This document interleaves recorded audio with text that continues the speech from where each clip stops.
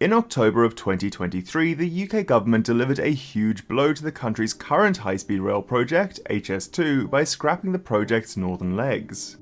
When work on High Speed 2 began, the idea was to create a new high-speed link from London up to the country's second biggest city of Birmingham, then on northwards to other major cities including Manchester and Leeds.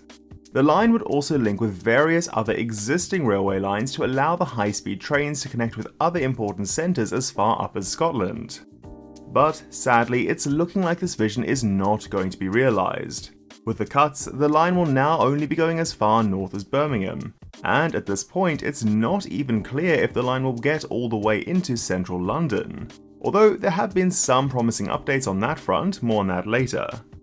But why did HS2 need to be cut back so dramatically, and is there ever any chance it could be properly completed? Well, in this video, I'm going to be looking at the state of fast and high-speed rail in Britain, and asking whether the UK can ever truly achieve the dream of having a nation-spanning high-speed rail network. Hi all, I'm City Moose, and I make videos about public transport infrastructure, usually in Australia but also around the globe, so if you find that kind of thing interesting, consider subscribing. If you want to support the channel, I also have a Ko-fi. Your support is always greatly appreciated.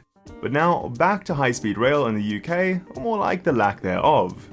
Well, I shouldn't actually say lack thereof, the UK does already have a single dedicated high-speed rail line, as well as a lot of lines that can go pretty fast, even if they weren't purpose-built as high-speed rail. That dedicated high-speed rail line is called, logically, HS1, and was opened in 2003 to provide a high-speed connection between the Channel Tunnel and London through the country's southeast. This line allows high-speed trains from mainland Europe to continue onto high-speed track when they reach the UK. When the Channel Tunnel was originally opened back in 1994, this was not the case, and trains from Europe had to run along the existing normal speed track. This setup wasn't ideal, as using the existing track could mean the express Channel Tunnel trains would have to share track with these slower local trains running through the southeast of England, potentially limiting their speed, frequency, and often causing delays. HS1 solved this by giving the Channel Tunnel trains their own dedicated sets of track. And, as a bonus, these dedicated high-speed tracks allowed trains to run a lot faster than the old existing tracks, with a maximum speed of 300 km an hour up from 160. But while HS1 might currently be the UK's only purpose-built high-speed line, a number of other existing lines in the country have been progressively upgraded over time to allow high-speed style services. For example, the country's West Coast Main Line, which predates the concept of high-speed rail by over a century, can allow trains to run as fast as 200 km per hour, which many would view as fast enough to be considered as high-speed rail. This means trips made on that line are pretty fast, like travelling from London to Manchester, which takes just over 2 hours, compared with about 4 hours for the same journey made by car. For a point of comparison, in Australia where I'm from, a similar-ish distance journey from Sydney to Canberra takes about 3 hours by car but over 4 hours by train. Lines like the West Coast Main Line are pretty old, often dating back to the 1800s, but it has been able to achieve these modern and fast speeds through a series of progressive upgrades. The same is true for a number of major railways in the UK, including the East Coast Main Line up to Leeds, Newcastle and beyond to Scotland, the Great Western Line out to Bristol, the Midlands Main Line up to Sheffield and more. So, while there isn't a whole lot of purpose-built high-speed rail in the UK, there are a lot of train services operating at what many would consider to be high-speed rail-like speeds. And this includes services operating to many of the key destinations of the HS2 project. Leeds, Manchester and Birmingham all already have services that operate at least mostly on these faster speed lines. And as a result, none of these cities are more than 2.5 hours away from London even on the current infrastructure, which makes all these rail journeys very competitive with other travel modes like driving or flying. But then, if the key destinations of HS2 already have fast rail services, what is, or at least was, the actual point of HS2? Well, its story is pretty similar to that of HS1, that being it's all about capacity. Britain's existing railways, and especially those railways that have gotten the faster speed upgrades, are pretty busy. There's often simply too little capacity left on these lines to run additional trains during busy periods.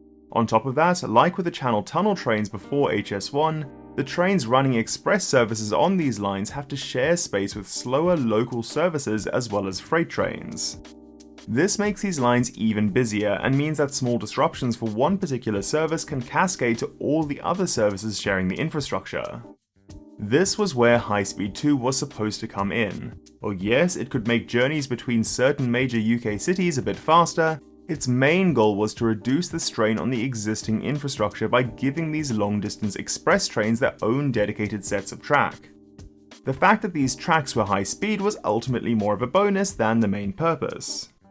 This does lead to the question of why high-speed rail was chosen in the first place, as there are plenty of other ways you can increase track capacity. One of the simpler ways to do this is just to add another set of tracks alongside the existing ones. This option was actually considered, but ultimately rejected because it would have led to considerable disruption to the existing lines during construction. And while it probably would have been cheaper, it wouldn't have been that much cheaper. On top of that, it wouldn't really help with the reliability issues, as something that impacts the other tracks on the line could have very well impacted the new tracks as well. So I think it did make sense to go with the building of a new railway alignment. But what about the choice to make that alignment high speed? Well, it definitely sounds a lot cooler to say you're building high-speed rail than just another regular train line. There's also the fact that if you want people to choose this new line over the existing ones, it would need to be at least as fast as they are. So the improved speed offered by going with high-speed rail was definitely a nice to have, and it did offer some travel time reductions. Between London and Birmingham, for example, rail travel times will be cut from about 1 hour and 20 minutes to just 45 minutes. Similar savings could have been seen beyond Birmingham as well if the second phase of HS2 had not been cancelled, where travel times from Birmingham to Manchester would have been slashed by 45 minutes and Birmingham to Leeds by 69 minutes.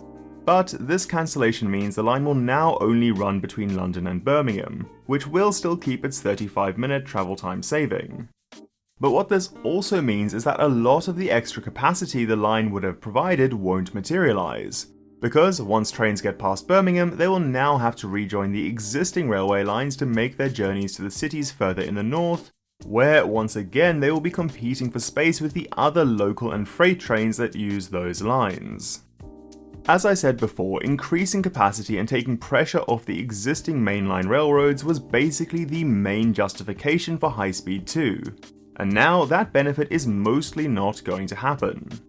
On top of that, the government was also considering cancelling the main central London terminus for HS2, that being Euston Station, and having HS2 trains terminate at Old Oak Common instead, which is about 6 kilometres out of central London, where travellers would then have to change for slower local services to make the rest of their journey into the city, and that would have eaten up a lot of the time savings the remaining Birmingham to London phase still offered.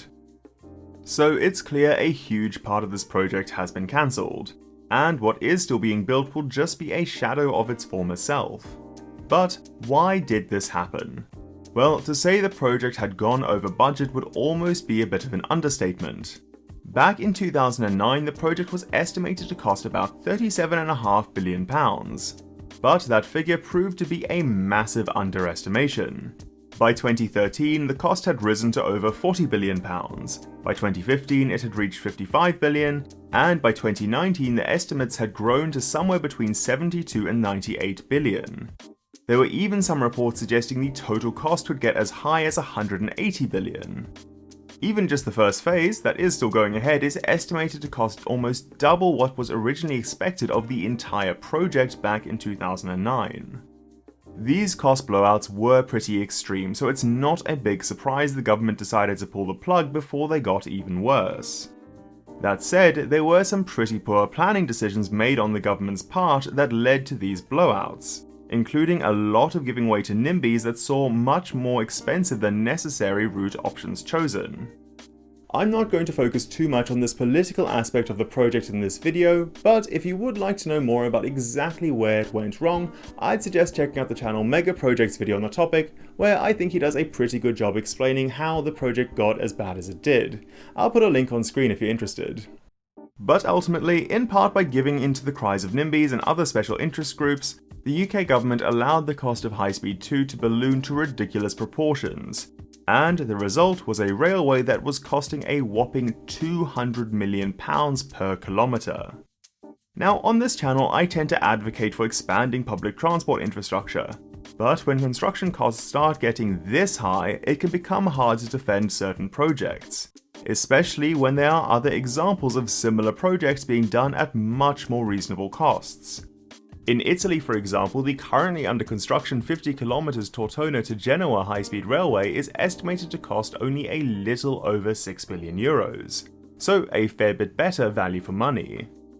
Given the UK literally invented the railroad, I do hope they can stop having such trouble constructing new ones, but we shall see. I would also be remiss to mention another culled aspect of the project, that being the HS1 link, which was cut quite early into the project's life, but could have seen High Speed 1 and High Speed 2 linked with a small bit of track. That would have allowed trains from Europe using the Channel Tunnel to travel beyond London to other parts of the UK. This could have finally realised the original dream of the Channel Tunnel, that you can see here, which was to connect far more of the UK with far more of Europe. But sadly, like many other parts of the original project, it was cancelled as well. That said, while HS2 has been getting a lot of negative news recently, there are at least some positive developments worth mentioning. For starters, it's looking increasingly likely that the Euston terminus in London is going to be kept, which does, in my view, make a lot more sense than terminating the line out in the suburbs at Old Oak Common. On top of that, a recent report commissioned by the mayors of Greater Manchester and the West Midlands has called for the construction of what they're calling the Midlands North West Rail Link, which would connect HS2 in Birmingham with the proposed Northern Powerhouse rail line, effectively continuing HS2 up to Manchester and other northern cities like Leeds and Liverpool. Their plan suggests using regular rail rather than high-speed rail, so while it wouldn't get as much in the way of speed benefits, that major capacity benefit would still be achieved, and theoretically for a somewhat more reasonable price. That said, this is just a proposal, and there is little indication of whether it would actually go ahead. There has even been talk that the new Labour government could try revive some parts of HS2 with a report commissioned by the party calling for much of the cancelled Phase 2 to be reinstated. Although, again, we don't know just yet if the government will accept these recommendations. In my view, some sort of action will be needed. That same report described the West Coast Main Line as facing collapse if work isn't done to add more capacity. But that action doesn't necessarily need to take the form of high-speed rail, and could potentially be done with a cheaper regular rail line. Ultimately, the UK and plenty of other Anglosphere countries like Australia or the US need to start figuring out how to build infrastructure at much more reasonable costs, so that important projects like this one don't end up getting cancelled and their benefits can actually be made a reality. Well, I hope you enjoyed the video. If you did, consider giving it a like and subscribing to the channel. If you really liked it, you could also consider supporting me on Ko-fi, it is always appreciated. But, as always, I'm Kyle, aka City Moose, and thanks for watching.